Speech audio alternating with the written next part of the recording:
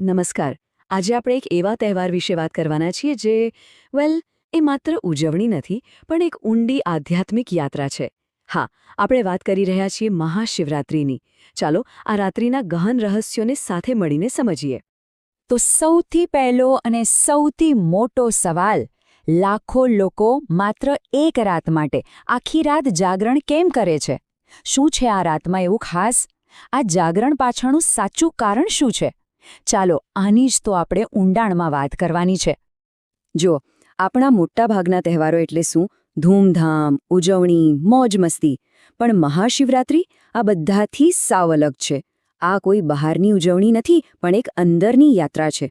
આ રાત આત્મચિંતન, શિસ્ત અને સૌથી મહત્વનું આધ્યાત્મિક જાગૃતિ માટે છે. આજે આપણે એ જ સમજીશું કે હિન્દુ પરંપરામાં આ રાતને આટલી પવિત્ર કેમ ગણવામાં આવે છે. તો મહાશિવરાત્રિનો અર્થ જ છે શિવની મહાન રાત્રિ. પણ આ રાત આટલી મહાન કેમ? માન્યતા એવી છે કે આ રાત્રે બ્રહ્માંડમાં ગ્રહોની ગોઠવણ કંઈક એવી રીતે થાય છે કે માનવ શરીરમાં ઊર્જાનો પ્રવાહ એટલે કે એનર્જી કુદરતી રીતે જ ઉપરની તરફ વહેવા લાગે છે. આ એક પ્રકારની કુદરતી આધ્યાત્મિક મદદ છે જે આખી રાત જાગરણને વધુ ફળદાયી બનાવે છે. ઓકે, તો આ રાત પાછળનું શા માટે સમજવા માટે આપણે એની સાથે જોડાયેલી કેટલીક ખૂબ જ શક્તિશાળી કથાઓમાં ઊંડા ઉતરવું પડશે. આ એ કથાઓ છે જે આ તહેવારનો પાયો છે. સૌથી પહેલી અને પ્રચલિત કથા છે દિવ્ય વિવાહની. આ એ રાત્રિ છે જ્યારે ભગવાન શિવ અને દેવી પાર્વતીનું મિલન થયું હતું. પણ આ માત્ર એક લગ્નની વાત નથી. આ ચેતના એટલે કે શિવ અને ઊર્જા એટલે કે શક્તિનું મિલન છે. આ બ્રહ્માંડના સંપૂર્ણ સંતુલનનું પ્રતીક છે. પણ આ રાત્રિ માત્ર મિલનની નથી, બલિદાનની પણ છે.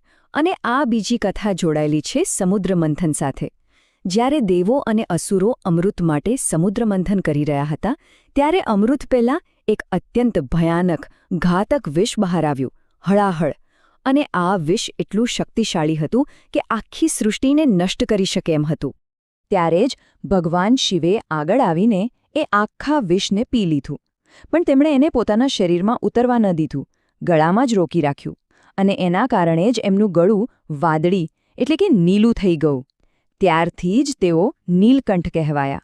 આ એમની પરમ રક્ષક તરીકેની ભૂમિકાનું સૌથી મોટું ઉદાહરણ છે. એક બીજી કથા શિવના અનંત, નિરાકાર સ્વરૂપની વાત કરે છે. એકવાર બ્રહ્મા અને વિષ્ણુ વચ્ચે શ્રેષ્ઠતાને લઈને વિવાદ થયો. ત્યારે તેમની સામે અગ્નિનો એક વિશાળ, અનંત સ્તંભ પ્રગટ થયો, જેને આપણે જ્યોતિર્લિંગ કહીએ છીએ. બંને દેવો